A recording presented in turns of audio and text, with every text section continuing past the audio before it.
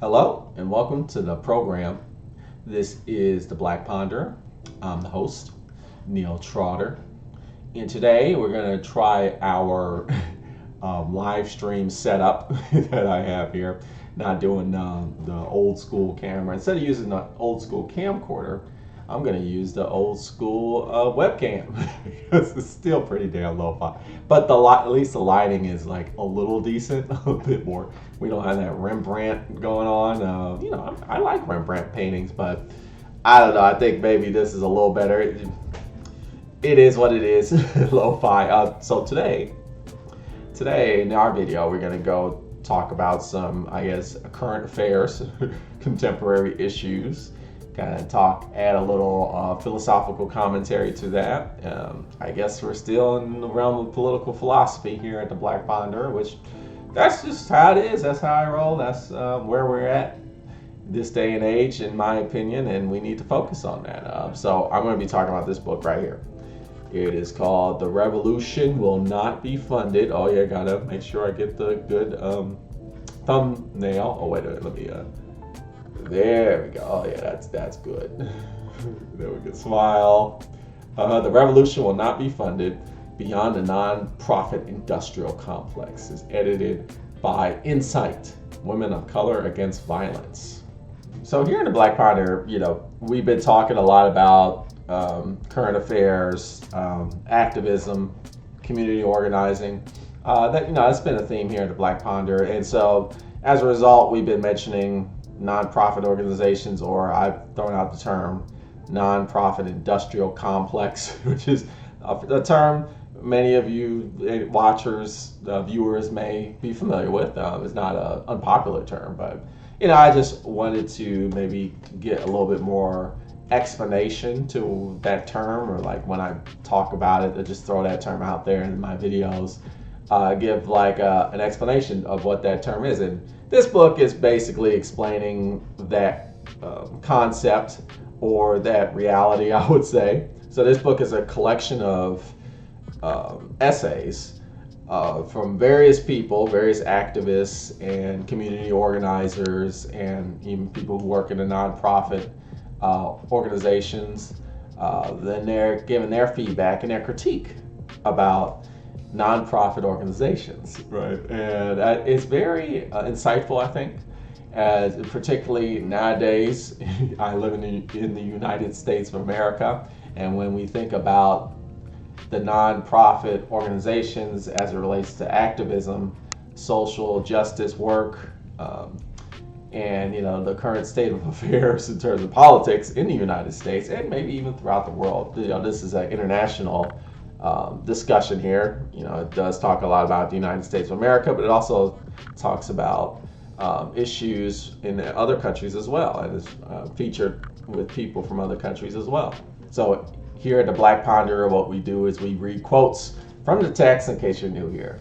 And that's how we kind of delve into the themes of what I'm going to discuss. I actually quote text in the book, and then I add my supplementary commentary to talk about themes that are philosophical in nature, related to what's mentioned in the book. And then folks can add their 2 cents down below in the YouTube comment section. So feel free to do that. I will say this is the first edition, I believe, or an older edition of this work. There's a new edition out that has, I think, a better cover. But I was able to get the first edition. What could I say? I'm a bibliophile, and I gotta get me the not hardback, this paperback, but I need to get tangible object. I need it. And but I'm broke, right? As you can see with the lo-fi setup here, I'm broke. So I'm gonna, if I can get my hands on any copy, if it's an older edition, it is extremely cheap. Yeah, I'll get that. I don't care. I just mentioned that because I'm going to be referencing page numbers, because viewers often like to hear which page number I'm reading from. But this is an old edition, so I might be referencing a page number that doesn't correlate with your edition. So what are you going to do? But I'll say the page number regardless. And I'm mostly going to be talking from the introduction, because as you can see from the tabs here, This book throws out a lot of concepts and ideas and themes and issues and raises a lot of questions. So much, right? I mean, if I were to do like a comprehensive video that talked about every single topic here, it'd probably be like a 10-hour long video. It's got a lot of information. We're not doing that. We're just gonna talk about a few themes, and I think maybe the introduction would be kind of perfect to summarize the general critique that this book is bringing forth. So I read you page 3 of the introduction. It is actually the 4th bullet point here. And so what the introduction of the book is arguing is that nonprofit organizations, what they do is that what they can do, right? And what they often do is that they redirect activist energies into career-based modes of organizing instead of mass-based organizing capable of actually transforming society. So activism becomes a career, right? Or like an occupation rather than a passion project or like a fight for actual justice. It becomes like a occupation. Now, I say like passion project. When I say that, I don't mean it in a way that makes it insignificant. Activism is very important and needed in our society in terms of like social equality. For example, like you can learn guitar, and that can be a passion project. Okay, you could learning guitar is a passion project, but what I mean is, like a lifelong endeavor that you're passionate about, that you're fighting for, as opposed to having a job where your main concern is like getting a paycheck, right? Or like, finding a source of compensation, right? That's what we're talking about here. But then I skip down to the 6th bullet point. Nonprofit organizations also encourage social movements to model themselves after capitalist structures rather than challenge them.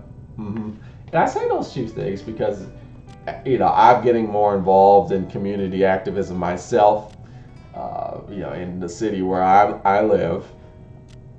And I am witnessing this phenomenon of, activists employing like capitalist modes and tools to fight the system, right? Whether that's professional trainings that are like modeled off the capitalist credentials, or people will get like little letters at the end of their name to signify like their status, how good they are being activists, or like using things like SWOT analysis or like SMART goals, or like, all these like industry like project management tools that you will come across, which are, it's important to use tools that will help you achieve goals. That's important, but sometimes I run into a situation where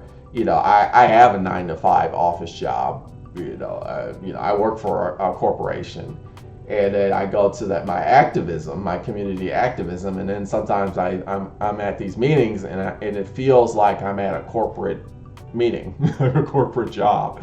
The way like some of this organizing is taking place, and I'm like, are these tactics really effective at actually creating social equity, or like empowering marginalized people, or are they just reiterating the status quo, right? Because we're using the same tools. So, I mentioned these two things because I'm seeing them. So let's go to the next page. A couple of pages forward. This is page 5 now. The text talks about some of the historical context of nonprofit organizations and how they really started blowing up in the 60s during in the United States with the civil rights movement. And there was several organizations or several corporations actually that kind of created nonprofit organization entities to supplement a lot and subsidize a lot of civil rights activist work. Right, but they were doing that with the goal of like making sure that civil rights work didn't impede on like these corporations' goals, right? Like, okay, you can have your equal rights, but as long as we can continue to have our capitalist enterprises, right? One of those was like the Ford Foundation, which is it talks about the Ford Foundation, and I'll just read it here. This is page 5. This is the third paragraph, the fifth line. The Ford Foundation became particularly prominent not only for philanthropic giving, but for its active involvement in trying to engineer social change and shape the development of social justice movements. For instance, foundations, particularly Ford, became involved in the civil rights movement, often steering it into more conservative directions. At the same time, however, this civil rights involvement also aroused the ire of the right, particularly in the South, who then called on Congress to more strictly regulate foundations. Right-wing organizations such as the Heritage Foundation claimed that tax dollars were going to subsidize left-wing causes, while on the left, progressives such as Allen were arguing that foundations were pushing social justice movements into more conservative directions. Thus, foundations earned critics from all sides. Right? So it was complicated, right? These foundations, these nonprofit organizations, were trying to control the radicalization of a lot of these civil rights movements. They're trying to tame them by like, okay, we'll give you money, but don't go too far into like fighting. We still want our laborers, right? At the same time, you got the hardcore right-wingers, the people who just do not believe in social equality at all. They're like, okay, you guys, you can't, you give them an inch, they take a mile. No, we're not. We don't like you at all. So that quote talks about the complexity of this phenomenon, which is still happening to this day, right? It's back we were talking about back in the 60s, civil rights movement, but today you see that. For example, the city I live in, Memphis, Tennessee, has a civil rights museum, right? I've been to that museum. It's a great museum. It's the site where Dr. Martin Luther King Jr. was assassinated. Right? They turned it into a museum, and I think it's pretty cool. However, for the most part, there are critiques about it. Like, there's the critique that there's a lot of commercialization happening. Right? There's all museums have like stores where they sell books and even like T-shirts that say like got branding that's social activist friendly, but also it's kind of like a branding thing. So people are like, why are you doing this, right? But I mentioned that because this museum is one of its major sponsors is the Ford Foundation. Right? So I'm reading this.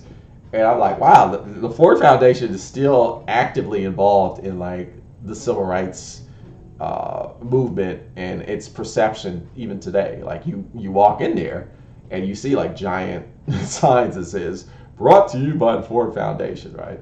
And there's all these critiques about how the civil rights movement was kind of sanitized, and like some people will argue, well, not the nonviolence was promoted because it was less radical than by any means necessary Black Panther, Malcolm X style civil rights back then, and we could go back and forth with that one.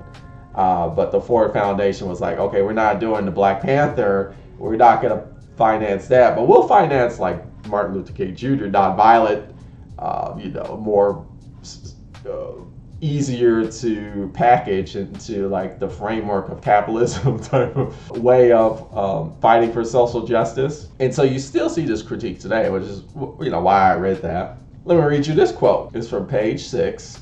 This is the second paragraph, the end of the second line. While right-wing foundations actually give away less money than liberal foundations, the former use their funds more effectively. Listen to this. Progressive funders generally give money to specific issue-oriented campaigns, whereas right-wing foundations see the need to fund the intellectual projects that enable the right to develop a comprehensive framework for presenting its issues to the public. These think tanks, research projects, journals, etc., may not have had an immediate short-term impact, but in the long run, they altered the public consciousness. Think about that. And what it's saying here is that a lot less money in right-wing nonprofit organizations than there are left-wing nonprofit organizations, right?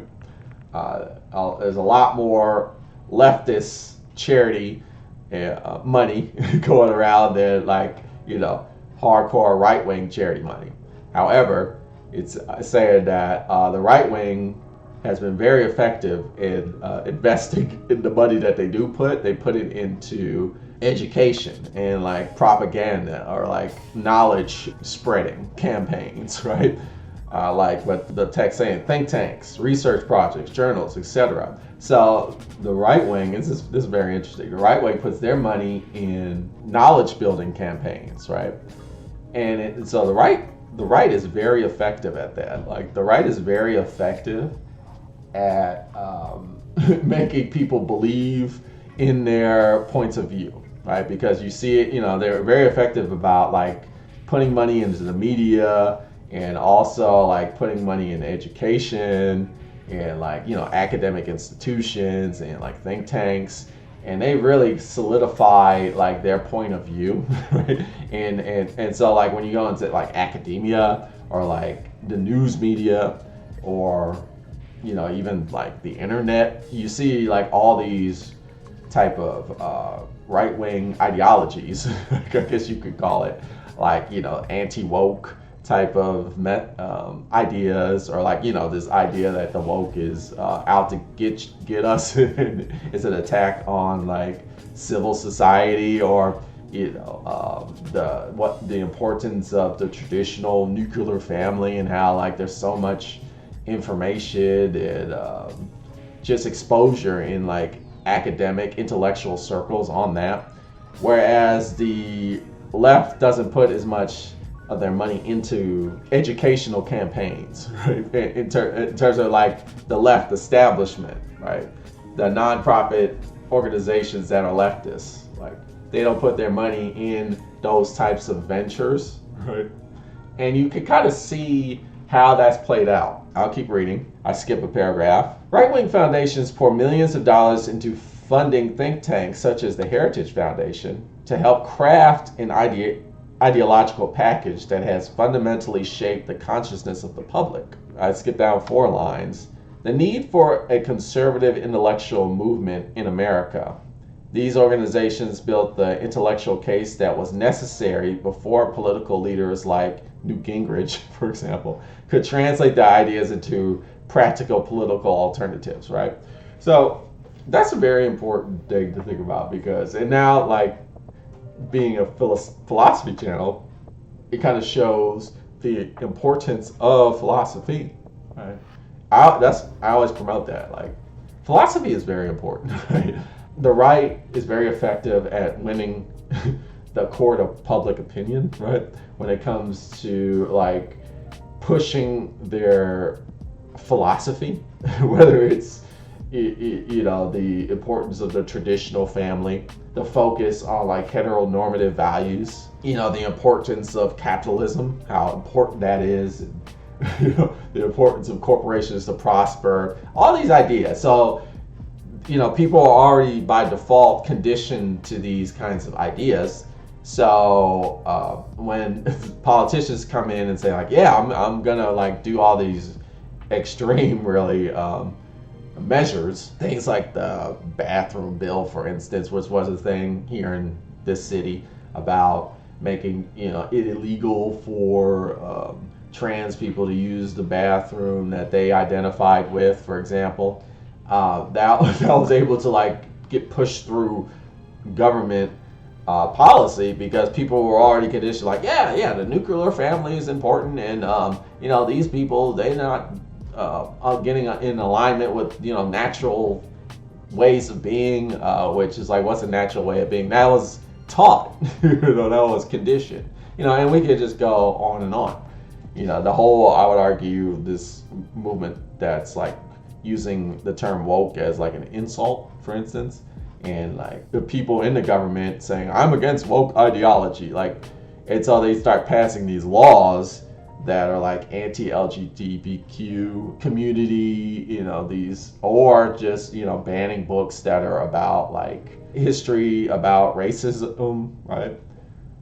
Those kinds of things have been able to prosper because they are winning the ideological war, right? Because they're putting the money into that. That's where they're investing. The left hasn't been as successful in doing that, right? Because the left puts a lot of more of their money in like direct action and like campaigns that try and meet immediate need, like food drives, and which those things are important too. Rapid response initiatives, but not so much like crafting ideologies, putting money into having education about social equality, or feminist ideas that exist more within institutions like academia or like established mainstream press. Anyway, let's go to page 7, and this is the second paragraph, the 15th line here. Large private foundations tended to fund racial justice organizations that focused on policy and legal reform, a strategy that effectively redirected activist efforts from radical change to social reform. Okay.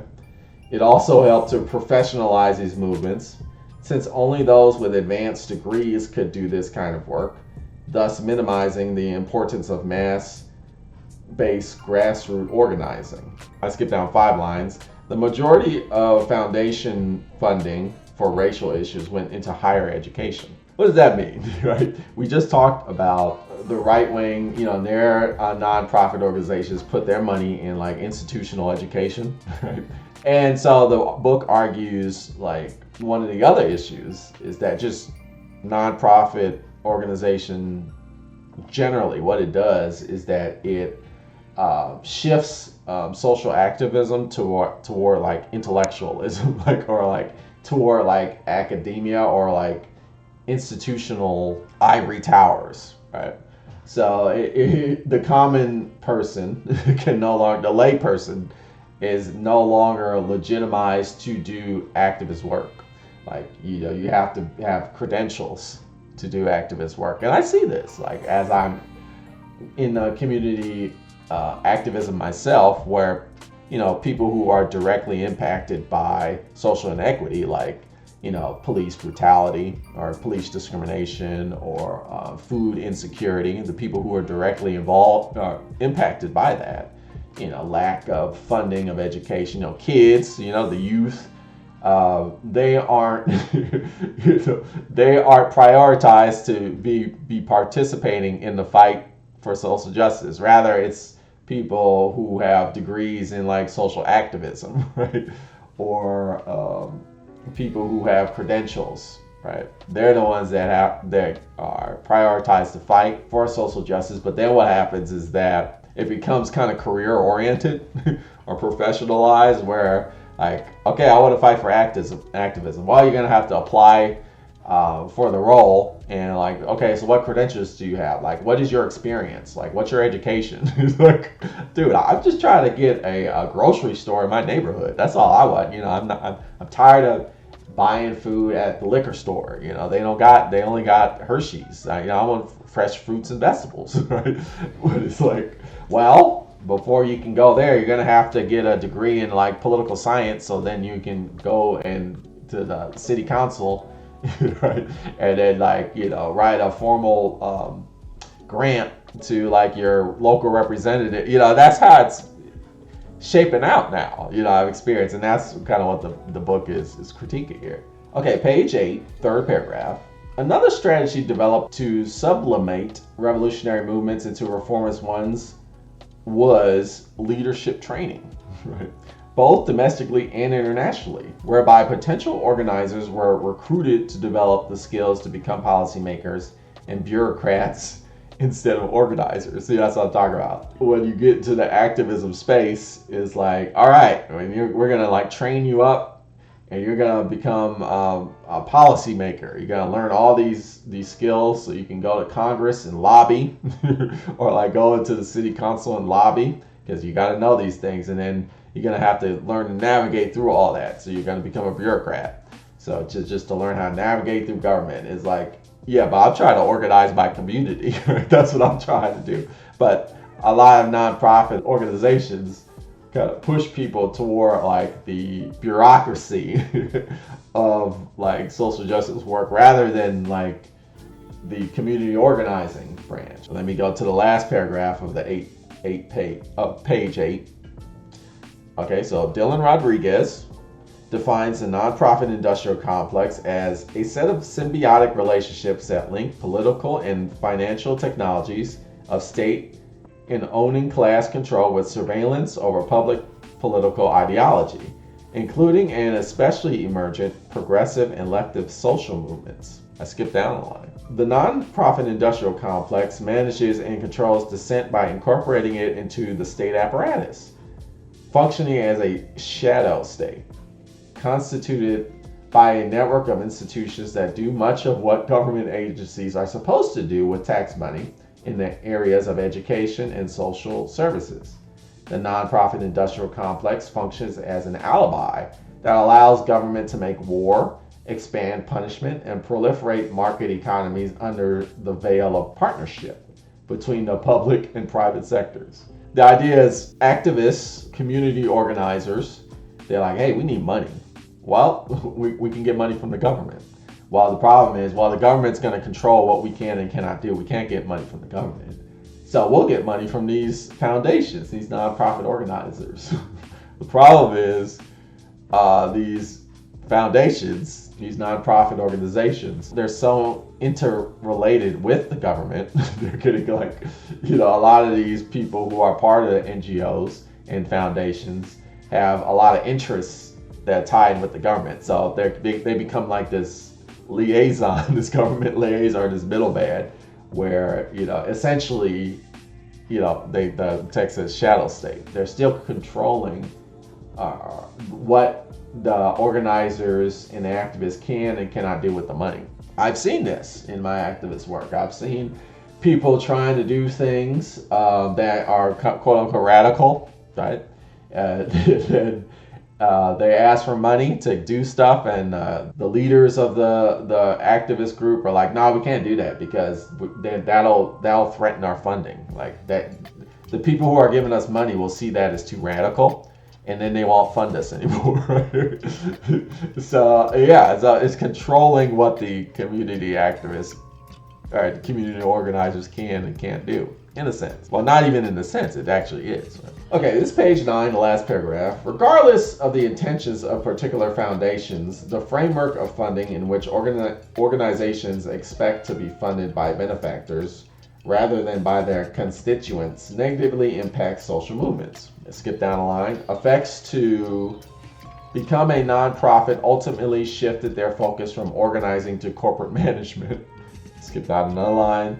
Explore how its organization could reject this corporate model and instead develop structures that more closely model the vision of society it is trying to build. So that's what we should be doing. When nonprofit organizations or activists organizing, starts feeling like, I feel like I'm working at a corporation. Put on the brakes and be like, uh-oh. Maybe are we actually doing something that is beneficial to the people we're trying to help, or are we just trying to model corporate professionalism? Exactly, we're just modeling that.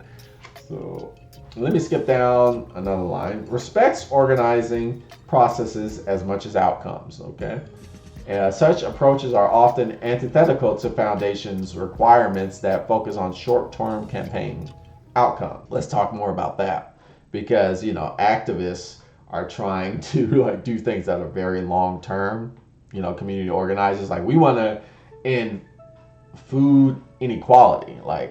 We're tired of not having a grocery store within walking distance, particularly because a lot of low income folks don't have access to cars, right? Or they got cars that are kind of broke down, so they can't always drive everywhere. Public transportation is non-existent, and this is just an example. Let's use the example of food inequality. So that's a long-term thing. That's going to take a while, right? Of course, there's going to be these short-term milestones, sure, but to establish sustainable, healthy food in a community, That's like an ongoing project that will never end. So it isn't a project; it's like an operation that just continues, right? Problem is, a company like corporation, capitalist model, they don't act like that. They're like, hey man, we need to see some short term goals, like, so we need to know where our money is being used, because that's the corporate model. You need your milestone measuring. But activism, organizing, it doesn't work like that. But this is page 10, the third paragraph, second line. To radically change society, we must build mass movements that can topple systems of domination, such as capitalism. However, the nonprofit industrial complex encourages us to think of social justice organizing as a career. That is, you do the work if you can get paid for it. However, a mass movement requires the involvement of millions of people, most of whom cannot get paid. By trying to do grassroots organizing through the careerist model, we are essentially asking a few people to work more than full time to make up for the work that needs to be done by millions. Mm-hmm. Yeah, so the idea, like, an activist should be like, that should be a job, right? The problem is, so the goal the goal of social justice organizing is not just like a job. What they're asking for food equity is an example, or like, let's say another one, like the ending of law enforcement targeting people of color, like, that inequity, criminal justice, racial inequity. For that to change, it's not just going to be a group of professionals. Like, one organization can't change that, right? It needs to be millions of people together being like, we're not going to take this anymore. You're going to change, or we're not going to see this authority, whether it's the city council, the chief of police, whoever. You're not legitimate anymore. Lots of people are going to, millions of people are going to have to come together for that to take place. Now, you can't put a monetary value on that, right? You can't just be like, okay, we'll pay millions of people to be at, like, it, it's impractical, right? So the problem is, like, this model doesn't work. Like, it's putting a square into a circle. The nonprofit industrial complex promotes a social movement culture that is non-collaborative, narrowly focused, and competitive. Mm-hmm. To retain the support of benefactors, groups must compete with each other for funding by promoting only their own work, whether or not their organizing strategies are successful. This culture prevents activists from having collaborative dialogues where we can honestly share our failures as well as our successes. In addition, it's kind of like corporations. Like, we got our trade secrets, so we can't share all our trade secrets with you because that'll mess up our competition. But it's like, in community organizing, like, you're sharing like your trade secrets because we're all in this together, But the nonprofit industrial complex enforces that model onto community organizing, social activism. So you get progress becomes limited. In addition, after being forced to frame everything we do as a success, we become stuck in having to repeat the same strategies because we insist to funders they were successful, even if they were not, right? Because in the corporate world, you got to give results. Sometimes you got, oftentimes you work a job and it doesn't go, you got to finagle it. You got to be like, okay, how can we spin this so it looks like we did a win so we can get paid, right? But, so you're not actually making progress, but it just doesn't work in the community organizing space, right? Consequently, we become inflexible rather than fluid and ever-changing in our strategies, which is what a movement for social transformation really requires.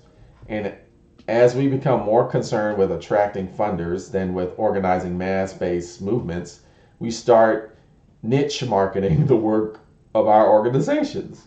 Framing our organizations as working on a particular issue or a particular strategy, we lose perspective on the larger goals of our work.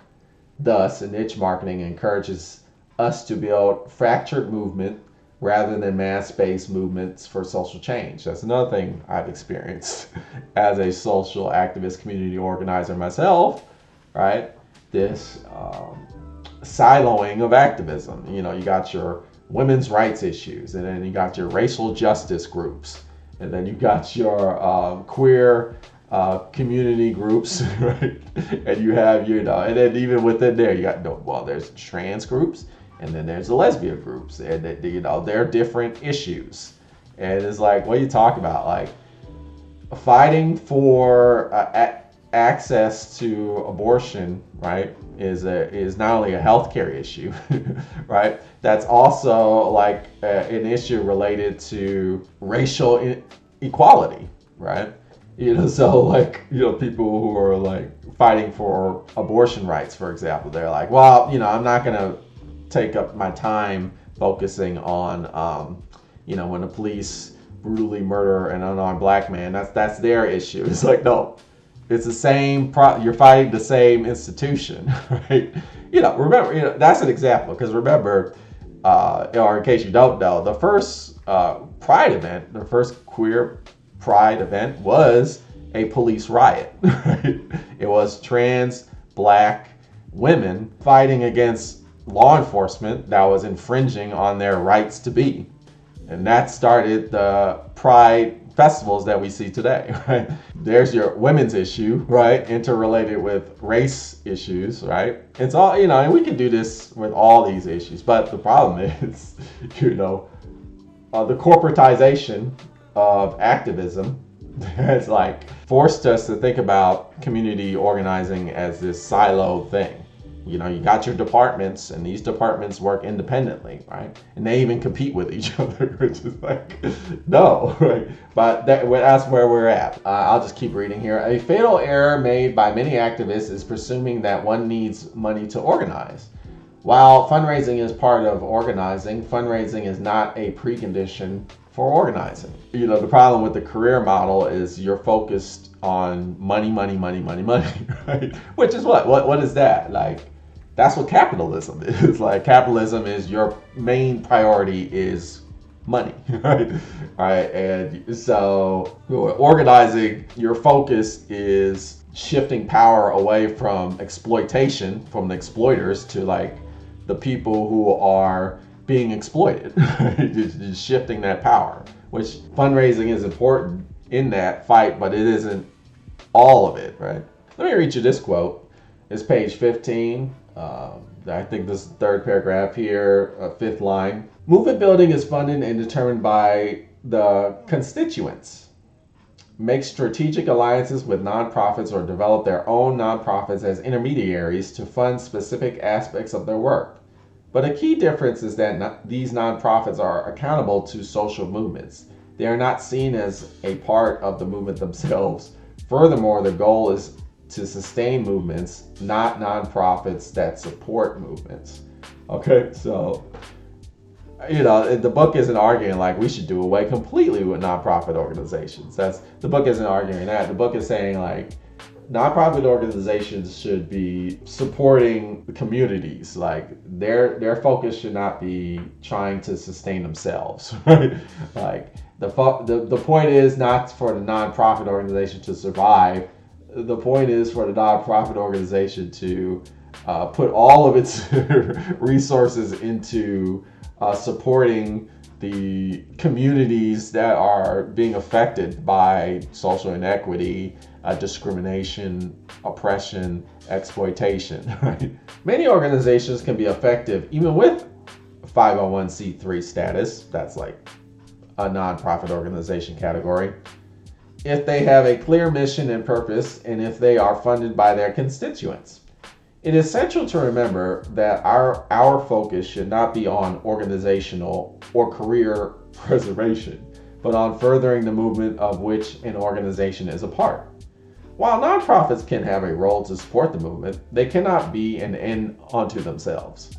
We must create autonomous movements, but once we develop that mass movement, nonprofits could serve as buffers that protect autonomous movements from government repression, right? So, you know, it's talking about how instead of having nonprofit organizations front and center, look, it's got a picture of a businessman, who's probably like, a rich guy who's just giving money. And the guy's like, well, as long as I continue to see results, that's good for me. And it's like, it's not about your results.